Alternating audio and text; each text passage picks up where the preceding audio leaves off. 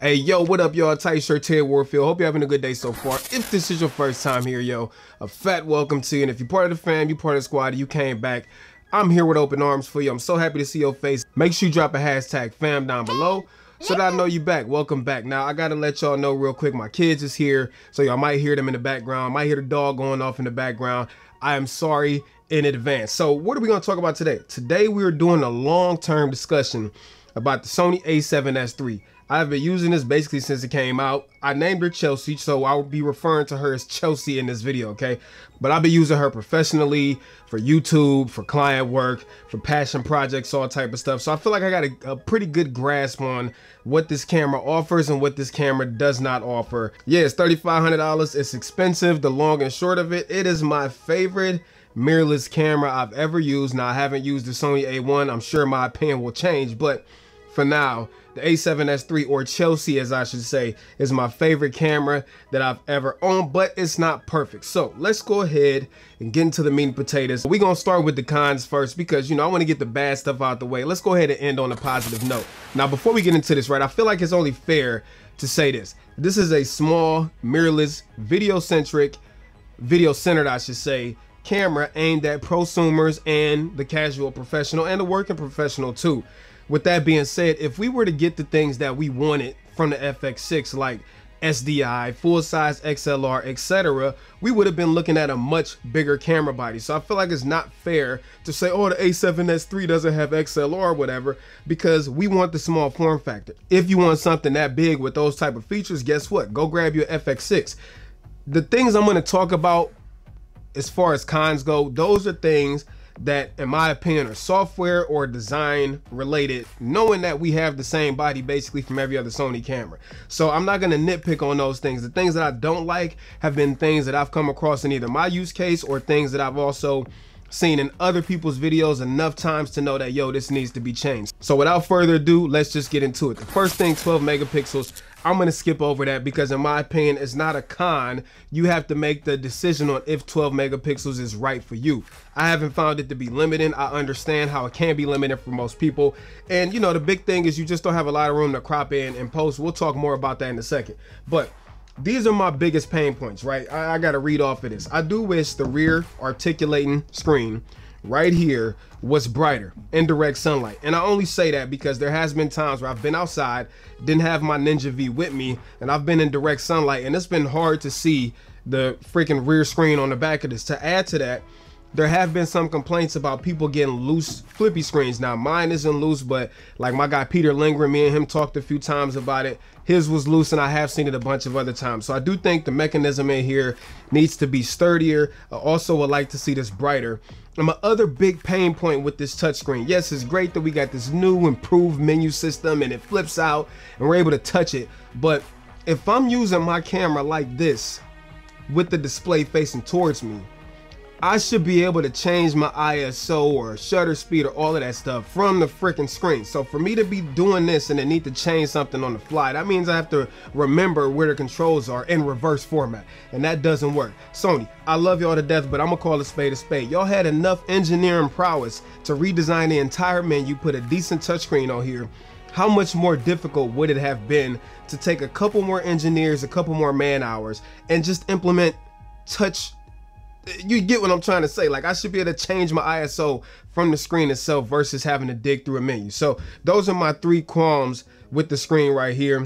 It's a good screen. It's not a great screen. It could use some improvement. Here's another one of the things I really dislike about this camera. This thing costs $3,500 freaking dollars. Chelsea cost me the bag. Why is it that a camera like the GH5, which is also a video-centric camera, has so many more options when it comes to monitoring in camera? Terry, what are you talking about? Okay, why is it that we don't have things like shutter angle built into the display of this camera? Why are we not able to pick which type of waveforms or monitoring options we want to go on our display? Why is it that I cannot record DCI 4K in camera? Why don't I have those things built into the camera? It really irks me how I can't even have my level and my histogram on the screen at the same time. Now, this is one of those things where I feel like Sony low-key cheated us because they're trying to protect the FX6 cinema line. And my argument is the same for the FX3. Knowing that this is a prosumer slash professional camera,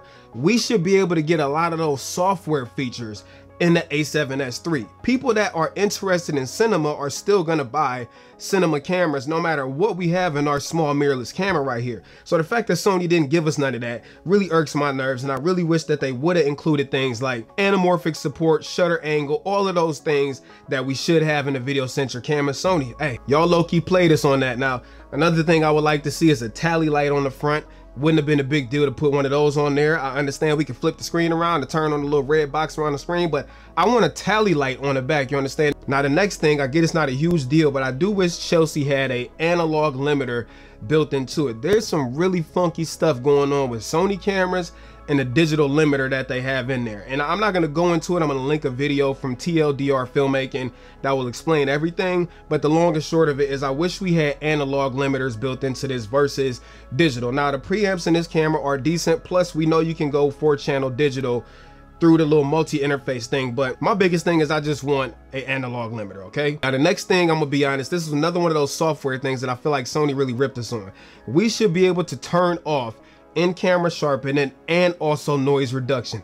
It's not like it doesn't cost you anything extra to put that in here. It's already in the FX6, FX9. Why is it that the A7S III and the FX3 don't get to have that? It is a small thing that we should be able to do. Now I get it. I know you can connect the Atomos Ninja V and record in ProRes RAW and then all of that, but you know that comes with its own host of things that come along with it. That to me is crap. It should be able to be changed in camera. Again, I get Sony's trying to protect the cinema line, but those people that want cinema will still buy cinema. Moving forward, another pain point of mine, clear image zoom is great, but why does face tracking and all that stuff not work in there? I don't know. I think it's also crazy in H.265, there's no option to record 4K 30. You know, another one of my gripes is when I'm in the menu changing something, I wish that when I left out the menu and go back in the menu, that it would hold my same place that I left off. I get I can set up my menu. I don't always want to have to go through that process. Leave the menu where I freaking put it at. The last 3 things.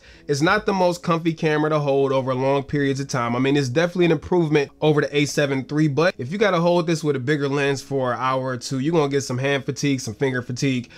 The files out of this camera are very, very heavy. If you don't have an M1 machine or if you don't have a computer that can transcode these files quickly, you in for a rude awakening if you want to use the 422 10-bit files out of this camera. The 422 chroma subsampling absolutely destroys Intel machines. Now, obviously you can transcode the footage, or you could do like I've been doing, just film in 420 10-bit, because you still get 10-bit 420 versus 422 for YouTube type creations, unless you're doing like super heavy green screening and you shooting into super duper challenging situations. Nobody's gonna notice the difference between 420 and 422.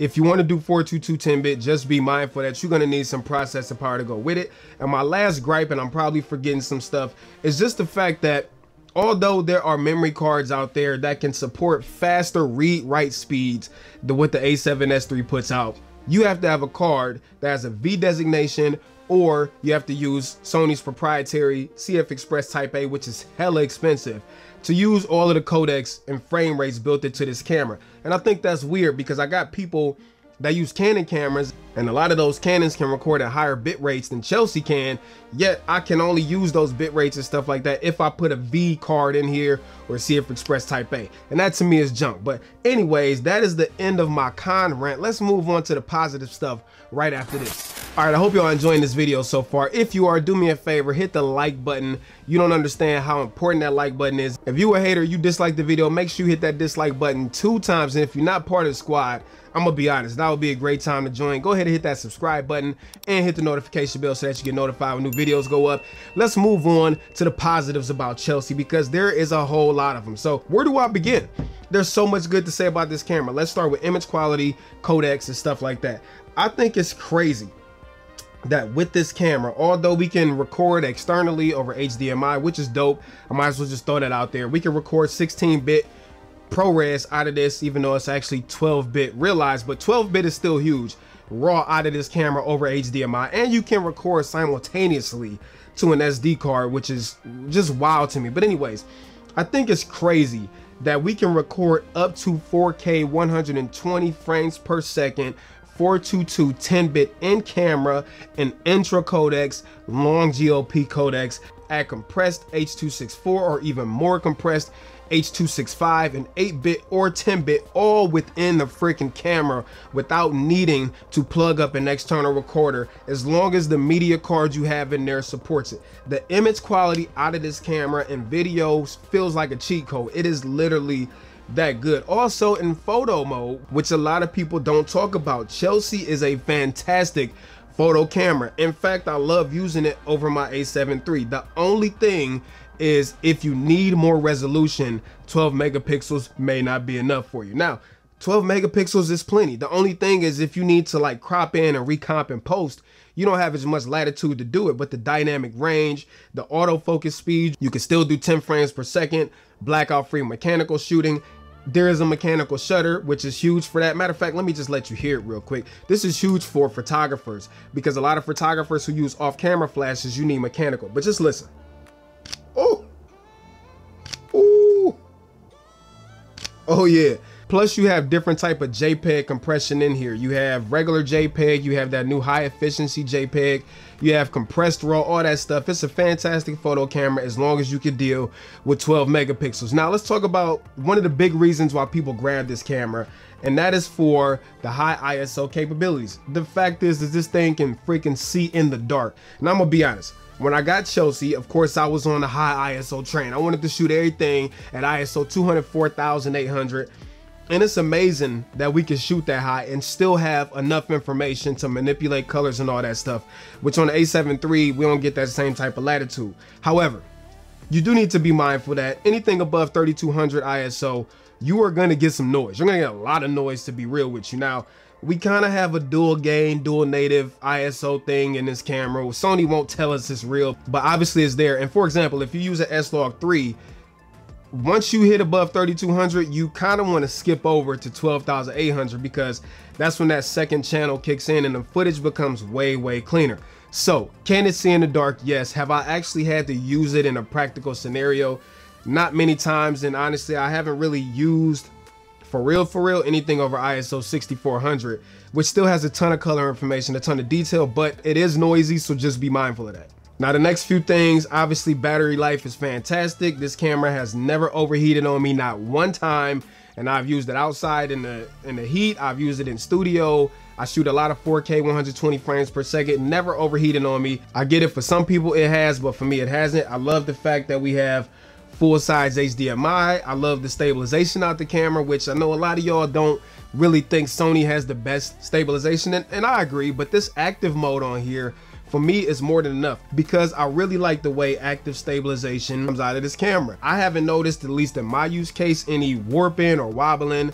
I have seen it in some other people's, but I haven't seen it in mine. But anyways, even if you don't want to do that, don't forget you still got Catalyst browse, because this records all of the gyro data. For me, the stabilization is adequate. Plus I'm in this whole thing where I'm loving the organic, like handheld look, and that active mode smooths out a lot of the micro jitters, but it still looks organic and natural handheld. So yeah, the stabilization for me is not a big deal. Again, I love that it's full-size HDMI. I love the flippy screen on here. I love that we have shockless white balance adjustments, and you can adjust the autofocus transition speed. I love all of that stuff. I also love, like, I'm a big fan of S-Log 3, the fact that we don't have to overexpose by 2 stops to get a clean image, because we have 10-bit. Obviously you should, you know, you still want to overexpose log a little if you can, but we don't need to like we had to with the A7 III. I've gotten beautiful footage exposed for 0 with S-Log 3 with no problem. I think the electronic viewfinder is super good in here. I take a lot of photos, and having that EVF has proven to be super duper useful. Now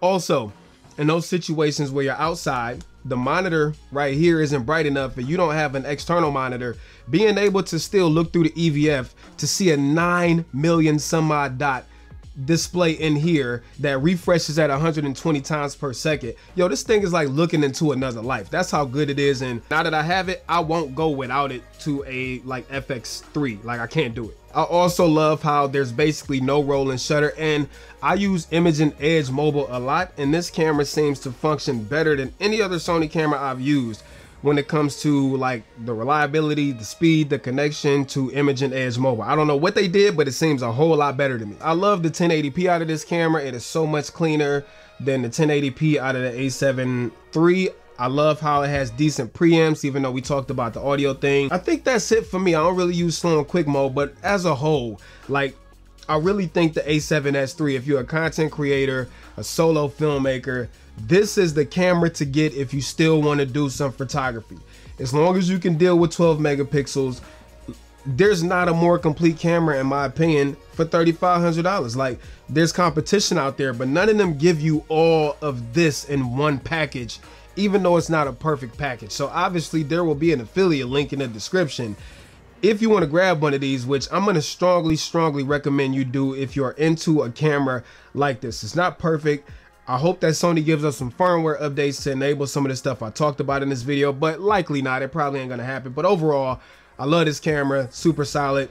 I won't be getting rid of it till the next one comes. If you have one of these or you're thinking about copping one, let's go down in the comments, have some discussions, keep it respectful, keep it G, and I guess I'm out of here. So till next time, that's it. Peace and chicken grease. Terry Warfield, I'm out. Peace.